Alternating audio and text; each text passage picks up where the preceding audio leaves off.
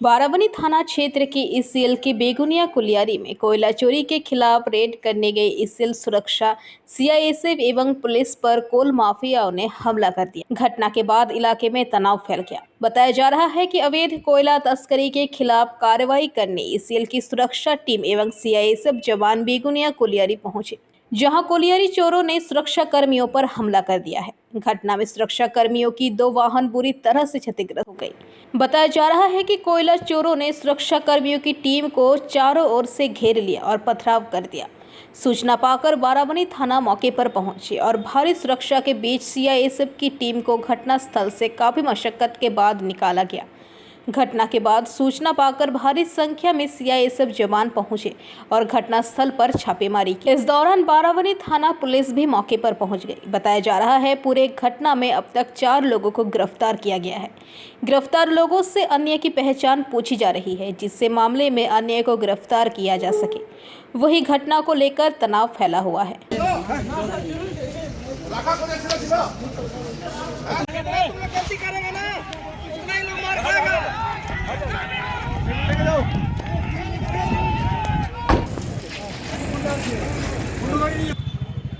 हम लोग का गाड़ी ये हुआ है, सिक्योरिटी का गाड़ी फोटो गाड़ी भांग एक गाड़ी को आदमी घायल है। फाइल कोई नहीं हुआ। आप लोग कहाँ से आ रहे थे? हम लोग सलानपुर से। तो मैंने कैसे तोड़ा ये सब लोग? कौन लोग तोड़ा? हम लोग को कहना कि मॉर्निंग में हुआ। अच्छा, हम लोग अभी ड्यूटी में आ रहे हैं। हाँ, हम लोग को जानकारी मिला तो कोई चोट उट लगा किसी का? हाँ, चोट तो लगा। कितना लोगों को लगा? 2-3 आदमी को लगा है। 2-3 लोग। अरे कौ गाड़ी वहाँ तोड़ा? अभी डिटेल्स हम बता नहीं। अच्छा, किसने तोड़ा? चोर? कोयला चोर ने? आपका क्या नाम है? अरे मेरा नाम क्या है? राहुल तिवारी की रिपोर्ट, पीवीटीवी न्यूज़। आखिरकार नौकरी पाने वाले कुछ अभ्यर्थियों को उम्मीद की रोशनी दिख गई। राज्य के विभिन्न जिलों के साथ साथ बांकुड़ा जिले में भी शिक्षक भर्ती के लिए काउंसलिंग शुरू हो गई है। जिले के भावी शिक्षक मंगलवार को जिला प्राथमिक विद्यालय संसद कार्यालय विद्या भवन में उपस्थित हुए। माता पिता भी मौजूद हैं। बांकुड़ा जिला प्राथमिक विद्यालय संसद सूत्रों ने बताया कि इस दिन 220 नौकरी अभ्यर्थियों को काउंसलिंग की जाएगी। ये भी जानकारी दी गई है कि इसी दिन 2 चरणों में काउंसलिंग प्रक्रिया पूरी की जाएगी। काउंसलिंग में मौजूद कई लोगों ने कहा कि लंबा संघर्ष खत्म हुआ, इंतजार के दिन खत्म हो गए। 2014 में टेट पास होने के बाद लंबा इंतजार करना पड़ा। उन्होंने कहा अब सिर्फ नियुक्ति पत्र मिलने की देर है। अभिभावकों का कहना है कि बालक बालिकाओं को उज्जवल भविष्य के इंतजार के दिन अब खत्म हो गए हैं। এই যে চাকরি আজকে প্যানেলে আছেন, আপনারা আজকে স্কুল চুজ করতে এসেছেন, কতটা খুশি এবং এই জার্নিটা কতটা কঠিন ছিল? হ্যাঁ, খুশি তো খুবই হচ্ছে, কারণ আমরা 2014 সালে পরীক্ষা দিয়েছি। তারপর একবার ইন্টারভিউ দেওয়ার সুযোগ পেয়েছিলাম, কিন্তু তখন ট্রেনিং ছিল না বলে সেবার পাইনি। তারপর 2020 সালে যখন 16,000 রিক্রুটমেন্ট নিল, তখনও কিন্তু আমার ট্রেনিং হয়নি, পাইনি। তো বর্তমানে 19-21 ব্যাচে আমি ট্রেনিং করেছি এবং এতদিনে আবার সরকার সুযোগ করে দিয়েছে এবং আজকে প্যানেলের নাম দেখে সত্যিই খুব খুশি হয়েছে। এই চাকরিটা জার্নি ছিল মনে করেন, তার সেটা তো অনেকটা বেশি ছিল। হ্যাঁ, 2014 সাল থেকে চলছে, আজ 2024-এ এসে আমরা অ্যাপয়েন্টমেন্ট পাচ্ছি। প্রায় 10টা বছরের জার্নি। কতটা খুশি পরিবারের লোকজন? হ্যাঁ, একদমই খুশি। মানে প্রথম সরকারি চাকরি পাওয়ার খুশিটা মানে সত্যি একটা অনবদ্য খুশি। যে লিস্ট পাওয়া গেছে সেটা দেখা যাচ্ছে যে সামনাসামনি স্কুল রয়েছে।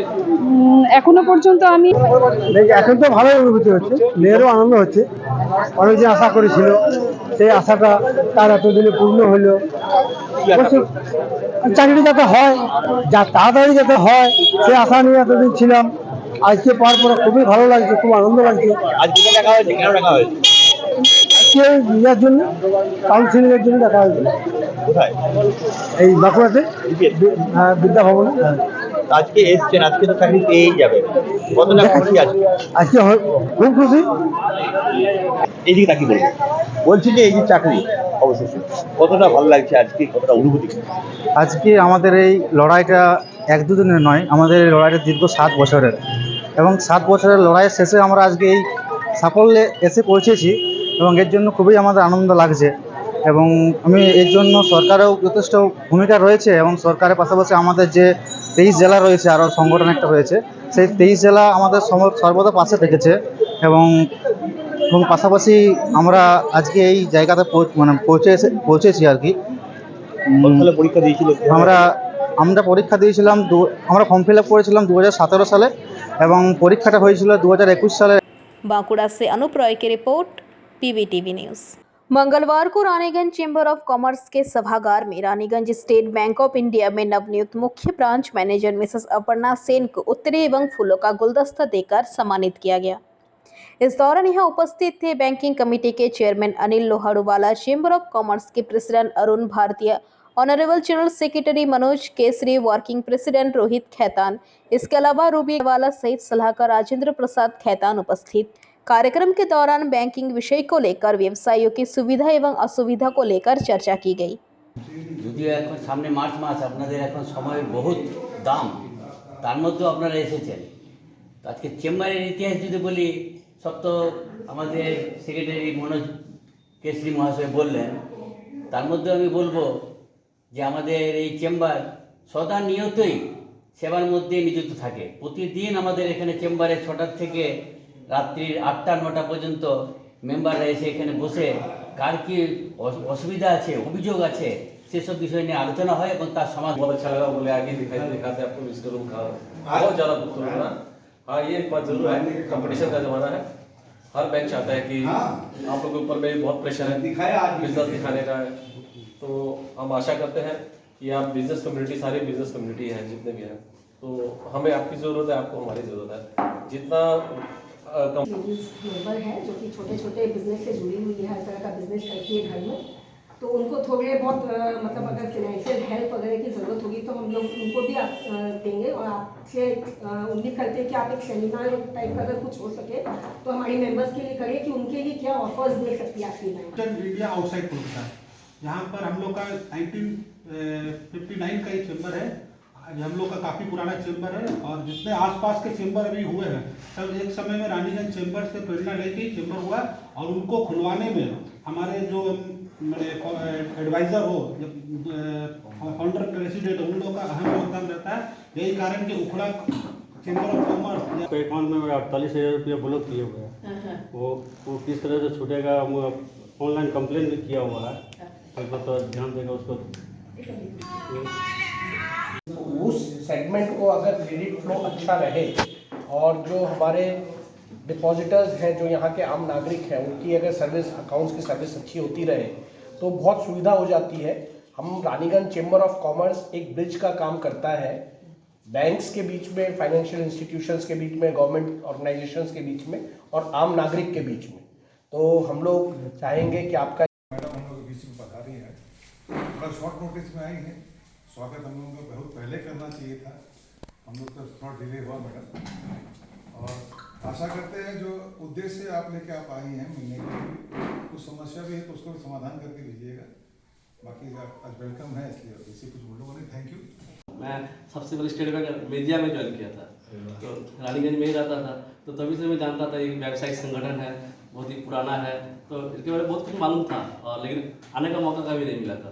तो यहाँ पे आके आप लोगों से मिलके बहुत ही अच्छा लग रहा है, और ये भी अच्छा लग रहा है कि पहले स्टेट बैंक का जो रानीगंज चेंबर ऑफ कॉमर्स के सारे लोग हैं, सबसे फर्स्ट मैं उनका आभार व्यक्त करना चाहते हैं कि उन लोगों ने हमें बुलाया, हमें इस लायक समझा, क्योंकि हमारा भी काम क्या है, सर्विस देना, और आपका भी काम है एक कमेटी को। तो हम लोग दोनों क्या है, एक ब्रिज का काम कर रहे हैं, दोनों का काम। जब हम लोग दोनों लोग मिल के काम करेंगे तो नेचुरल है कि वो काम अच्छे ढंग से होगा। हमको चेंज करना है और इम्प्रूव करना है। रही बात हमारी बैंकिंग सेक्टर के जितने भी मान लीजिए स्कीम्स हैं, वो जैसा मैडम ने बोला लेडीज़ का, तो आप बुलाएंगे, हम लोग आके एक बार जस्ट इंटरेक्ट करके फिर हम लोग ये करें। उसी तरह आप लोग को भी अगर किसी भी लोन, हमारा दोनों मैं कार्ड दे दूँगी सारे, कुछ भी आप लोगों को लग रहा है या कोई सेमिनार हो रहा है उसमें, अगर ये तो फर्स्ट टाइम हम लोग का इंटरेक्शन हो रहा है, तो मैं आने के लिए रेडी हूँ, हमारे स्टाफ भी आने। कोई भी समस्या रहे, आपका ज्वेलरी से रहे सर, आपके गुरुद्वारा से रहे या आपके किसी से, मोस्ट वेल। মনোলিথিক স্ট্রাকচারের মতন স্টেট ব্যাংক ছিল, যেটা জেলার ভিতরে ঢোকাটাই মুশকিল ছিল, সেটা এখন আপনারা দরজায় দরজায় নিজেকে পৌঁছে দিয়েছেন।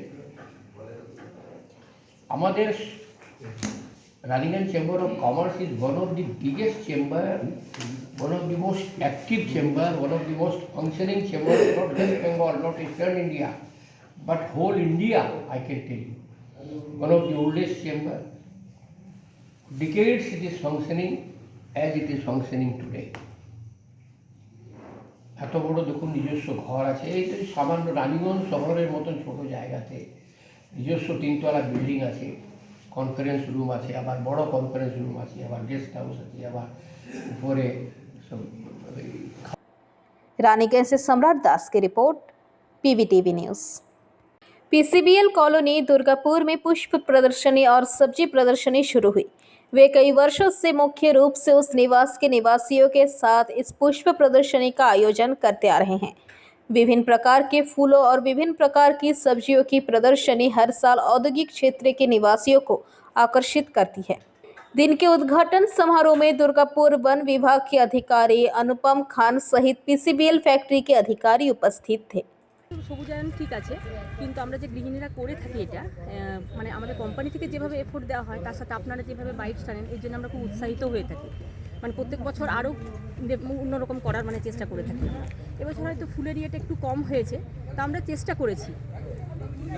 সারা বছর কি আপনারা মহিলারাই কি পরিচর্যা করে? হ্যাঁ হ্যাঁ, আমরাই মহিলারা পরিচর্যা করে থাকি। কেমন লাগে কি বলবেন এই বিষয়ে? লাগে তো মানে ভালো লাগে খুব, বিশেষ করে যখন আমরা কোথা থেকে ফিরে আসি, যখন বাগানে ফুল টুল থাকে, সবজি থাকে, দেখতে তো খুবই ভালো লাগে। কি কি ফুল লাগিয়েছেন এবারে? এবারে ড্যান্থাস, ডালিয়া, পিটুনিয়া। এটা হচ্ছে একটা সবচেয়ে পুরনো কোম্পানি, ওইখানে এটা PCBL actually Indian carbon black ইন্ডাস্ট্রির ক্ষেত্রে হিস্ট্রিতে এই পিসিবিএলের এই দুর্গাপুর থেকে শুরু হয়েছিল।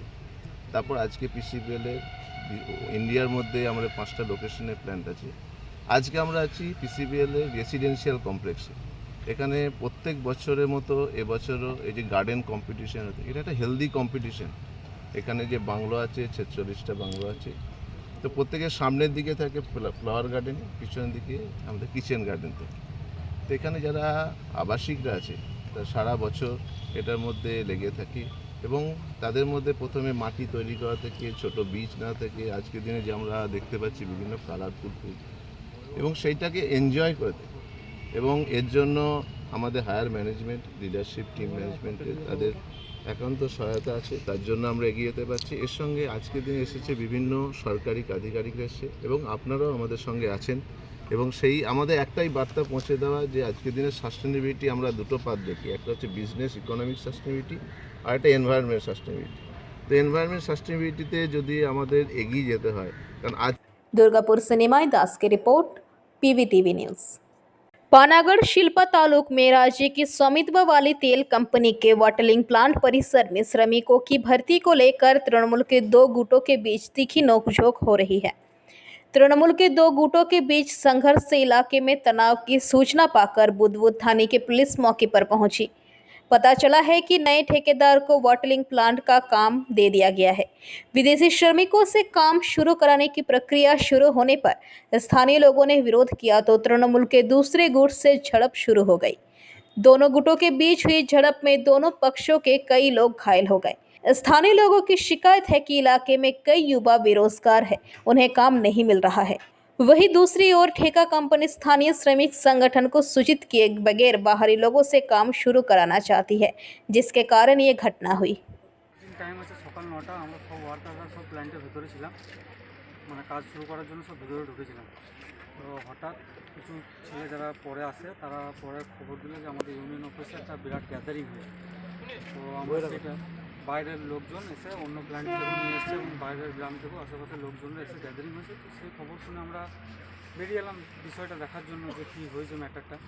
তো এসে পরে যেটুকু জানতে পারলাম যে এখানে বাইরের থেকে কন্ট্রাক্টর এসছে, যিনি কাজ শুরু করবেন এখানে।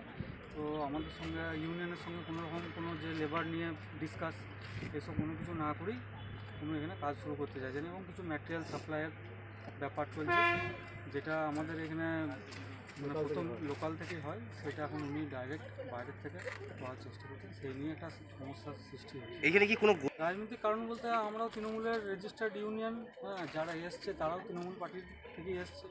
তারা একটা দাবি করছে আমরা ছেলেরা আমাদের এই যে ঘুরে বেড়াচ্ছে, একটাও কাজ পাচ্ছে না, এইটার জন্য আমাদের দাবি যে বাইরের ছেলেরা এসে এখানে কাজ পাচ্ছে, আর আমাদের গ্রামের কত ছেলে যে বসে আছে কাজ পাচ্ছে না, সেই ছেলেগুলোর জন্যই আমাদের বেশি করে দাবি যে গ্রামে তো আমাদের এই কোটাতে তো কারখানাটা হয়েছে, আমাদের তো সব জমি গিয়েছে, বাইরের লোকের জমিগুলো গিয়েছে, তারা কাজ পাচ্ছে, আমরা কেন আমাদের ছেলেরা এখানে কাজ পাবে না?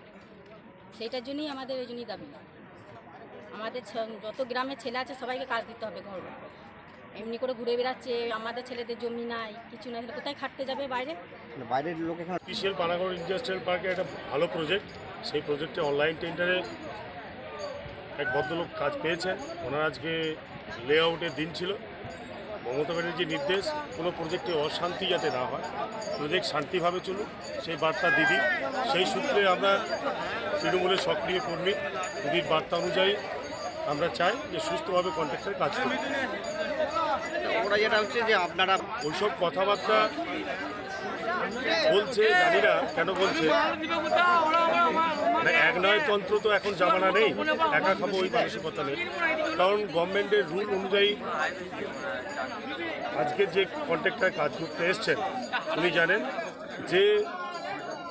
যে সময় সিপিএম জামানায় ল্যান্ড অধিগ্রহণ করেছিল WBIDC, সেই সময় ডিএম একটা ল্যান্ড লুজার পরিবারদের সঙ্গে এগ্রিমেন্ট করেছিলেন। সেই एग्रीमेंट। निमाई दास की रिपोर्ट, PVTV न्यूज़। मुख्यमंत्री ममता बनर्जी बुधवार को हावड़ा में सरकारी कार्यक्रम में शामिल होंगी। मुख्यमंत्री हावड़ा से सरकारी परियोजनाओं का उद्घाटन और शिलान्यास करेगी।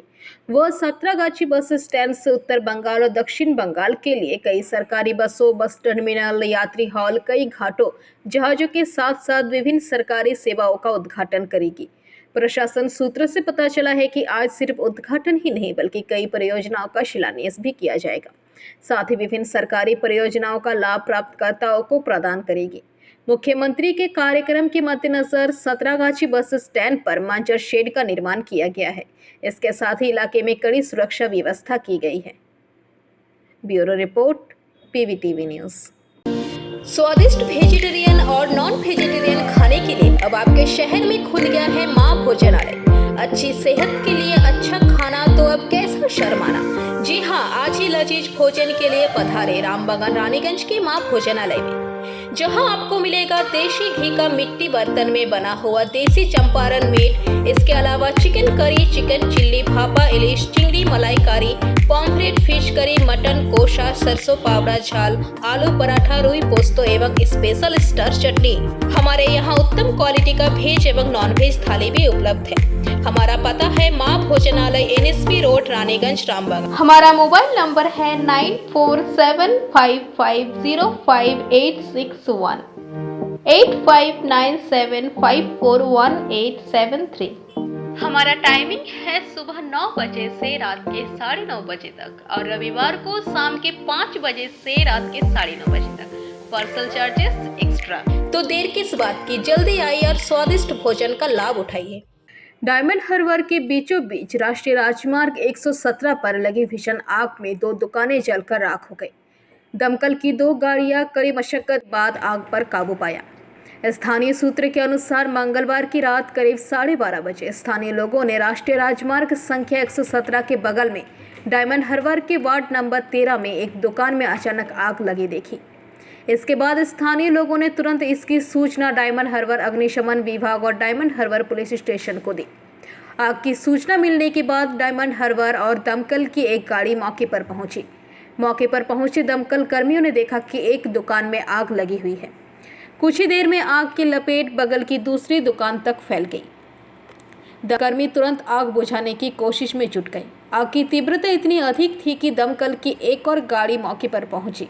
करीब 2 घंटे की मशक्कत के बाद आखिरकार अग्निशमन विभाग के कर्मियों ने आग पर काबू पा लिया। बताया जा रहा है कि आग से लाखों रुपए का नुकसान होने का अनुमान है।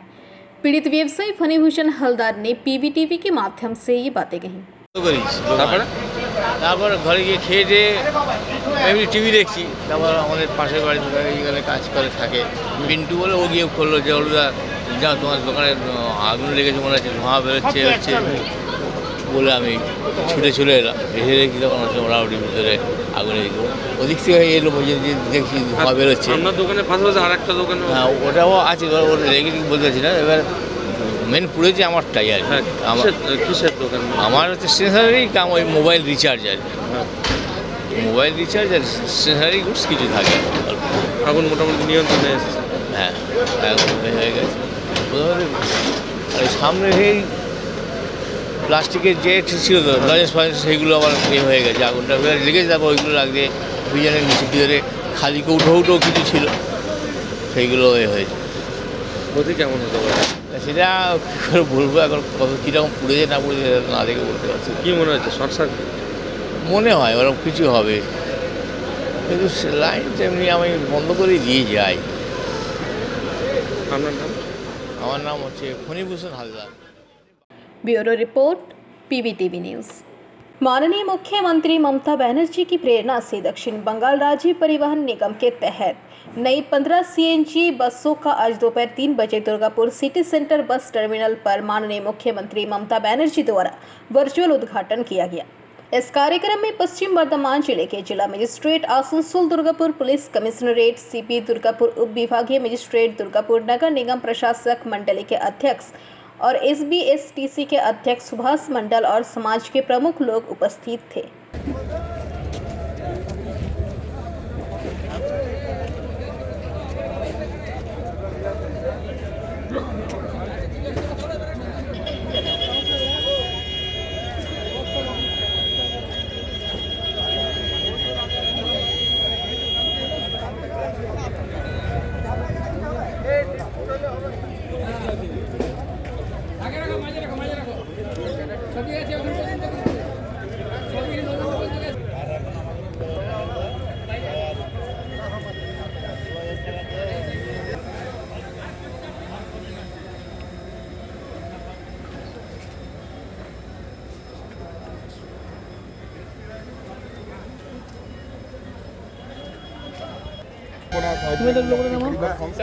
কিন্তু বেশ কিছু রাস্তা এখনো পর্যন্ত সার্ভিস রোড অনেক জায়গাতেই খারাপ, অনেক জায়গাতেই যানজটের সংখ্যা এখনো বেড়ে যাচ্ছে।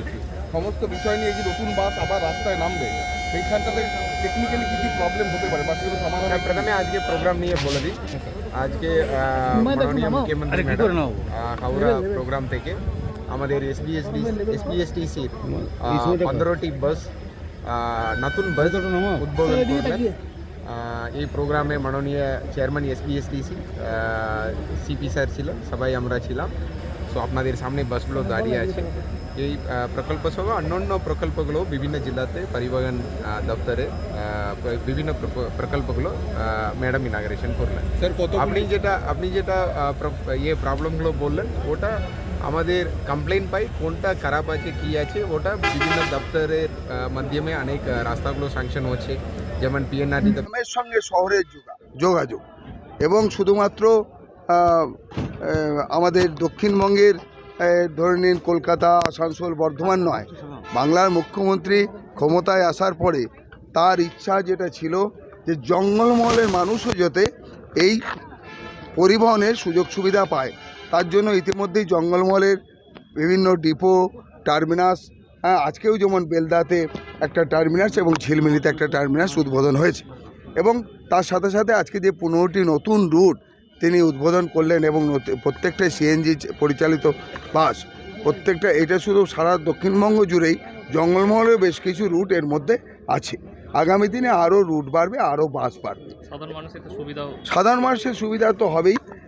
প্রত্যন্ত গ্রাম জঙ্গলমহল, আপনি খাদরা থেকে শুরু করুন, ওদিকে মানবাজার, বান্দোয়ান, ঝিলমিলি থেকে শুরু করে জঙ্গলমহলে যে প্রত্যন্ত জায়গায় জঙ্গলের ভেতরে যারা থাকেন তারা কিন্তু বিগত দিনে তারা এই পরিবহনের সুযোগ সুবিধা পেতেন না। এখন পর্যন্ত 800-র মতো গাড়ি চলছে, তার মধ্যে অলরেডি 120টার মতো। दुर्गापुर से निमाई दास की रिपोर्ट, PVTV न्यूज़। नौकरी की खातिर बेटे ने पिता की हत्या कर शव को पेड़ से लटका दिया। पुलिस जांच में सामने आया कि ऐसा सनसनीखेज सच घटना अंडाल थाना क्षेत्र के बंकोला एरिया के चंचनी कोलियरी की है। पुलिस ने आखिरकार सबूतों के आधार पर लड़के अब्दुल हकीम को अंडाल थाना केस नंबर 33/24 तारीख 27/1/2024 US 302/201/34 IPC के तहत मामला दर्ज कर जांच पड़ताल कर बेटे को गिरफ्तार कर लिया। गौरतलब है कि मंगलवार को 22 जनवरी को बंकोला सुभाष कॉलोनी से सटे जंगल से एक कोयलरी कर्मी का शव बरामद किया गया। शव पेड़ की डाल से लटका हुआ था। जांच में पता चला कि 59 वर्षीय इतवारी मियां नामक खनिका का है। वह व्यक्ति चंचनी कोयलरी में कार्यरत था। वह अपने परिवार के साथ आवास में रहता था। घटना वाले दिन पारिवारिक सूत्रों ने दावा किया कि इतवारी मियां रविवार 21 जनवरी को घर से निकले और फिर घर नहीं लौटे। तलाश करने के बाद भी वह नहीं मिला तो परिजनों ने रात में उखरा चौकी में गुमशुदगी की शिकायत दर्ज कराई। 2 दिन बाद मंगलवार 22 जनवरी को उनका शव बरामद किया गया। शव एक पेड़ की टहनी से लटका हुआ मिला था, लेकिन शव के चेहरे पर गहरे जख्म ही मौत की आशंका जताई जा रही है।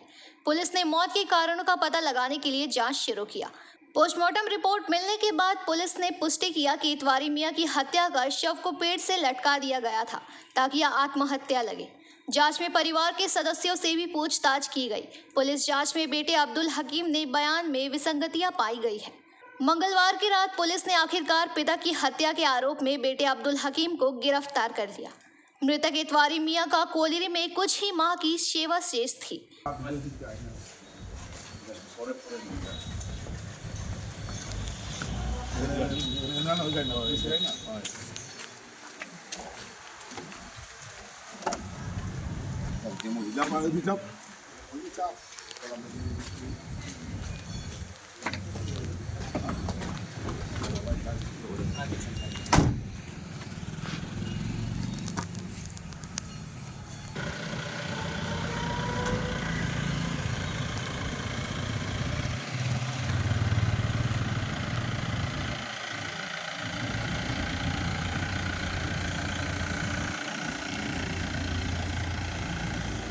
अंडाल से मंथन पासवान की रिपोर्ट, PBTV न्यूज।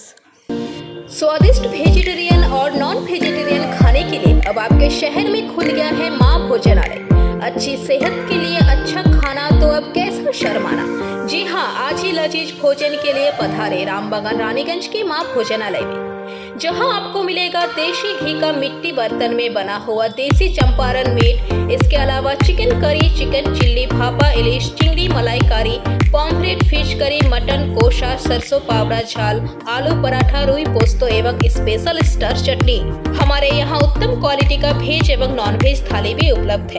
हमारा पता है माँ भोजनालय, NSP रोड, रानीगंज, रामबाग। हमारा मोबाइल नंबर है 9475505861 8597541873। हमारा टाइमिंग है सुबह 9 बजे से रात के 9:30 बजे तक और रविवार को शाम के 5 बजे से रात के 9:30 बजे तक। Parcel charges extra. तो देर किस बात की, जल्दी आइए और स्वादिष्ट भोजन का लाभ उठाइए। जयनगर का मोआ स्वाद और गंध में अतुलनीय है। यह मोआ सीजन चल रहा है। मोआ व्यापारी अब व्यस्त है। हालांकि मोआ हब के निर्माण में काफी देरी के बाद मुख्यमंत्री के निर्देश पर आनन फानन में निर्माण कार्य शुरू हो गया है।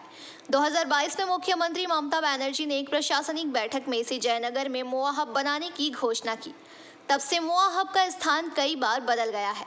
अनंतः जयनगर मोजिलपुर नगर पालिका ने जगह की पहचान की और राज्य के खादी बोर्ड को सूचित किया। इसके बाद खादी बोर्ड की ओर से भी स्थल का निरीक्षण किया गया, लेकिन हब का निर्माण अभी तक नहीं हो सका है, जिससे जयनगर व बाहडू के मोआ व्यापारियों में आक्रोश व्याप्त है।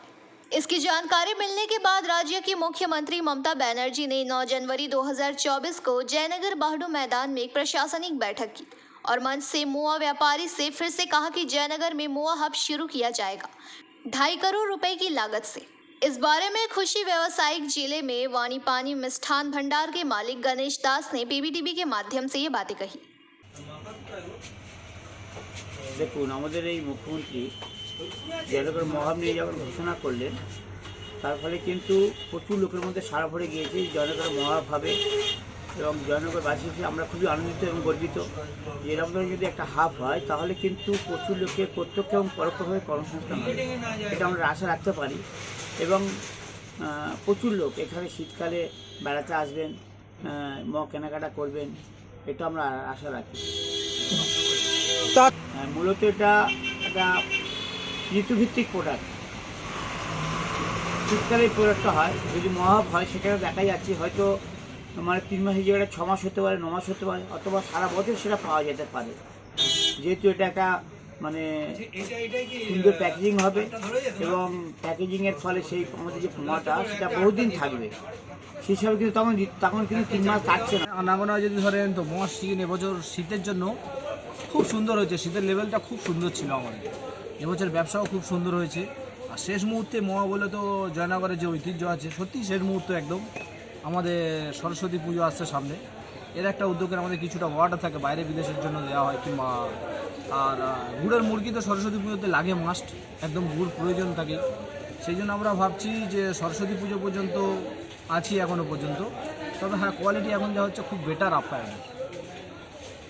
কত করে রেখেছেন এবছর ময়ের দামটা? এবছর মোয়ার বাজেট রেখেছি 300 টাকা কিলো, 400 টাকা কিলো স্পেশাল। সারা বিশ্ববিখ্যাত হয়েছে। আমি তার কারিগরদের সকলকে, দোকানদারদের সকলকে, যারা জয়নগরের মোয়া তৈরি করেন তাদেরকে বলি জয় হোক, জয় হোক, জয় হোক, জয় হে, জয় হে, জয় হে। আপনারা শুনলে খুশি হবেন, আমরা জয়নগরের মোয়া হাব তৈরি করছি প্রায় 2.5 কোটি টাকা দিয়ে।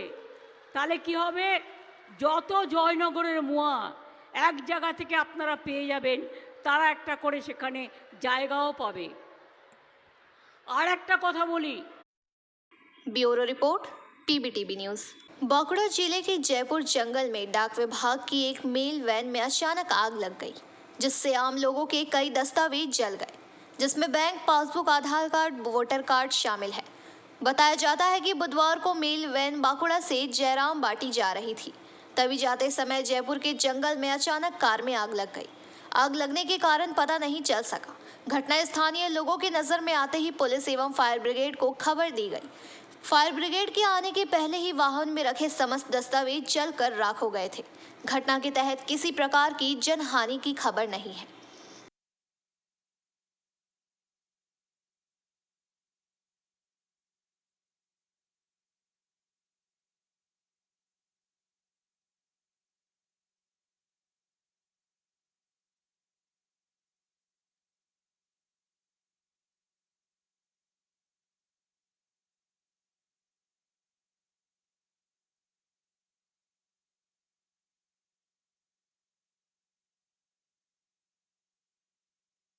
কোনো একে খবর দিয়েছেন?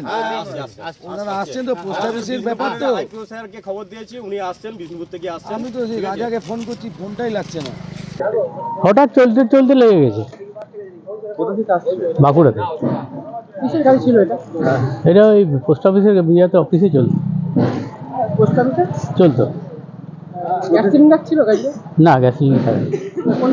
কোথা থেকে আসছিলেন আপনি? আমি বাঁকুড়া থেকে আসছিলাম, ওই বিষ্ণুপুরের ধার থেকে আসছিলাম। গাড়িতে চলতে চলতে এখন লেগেছে? হ্যাঁ হ্যাঁ। কোথায় যাচ্ছিলেন?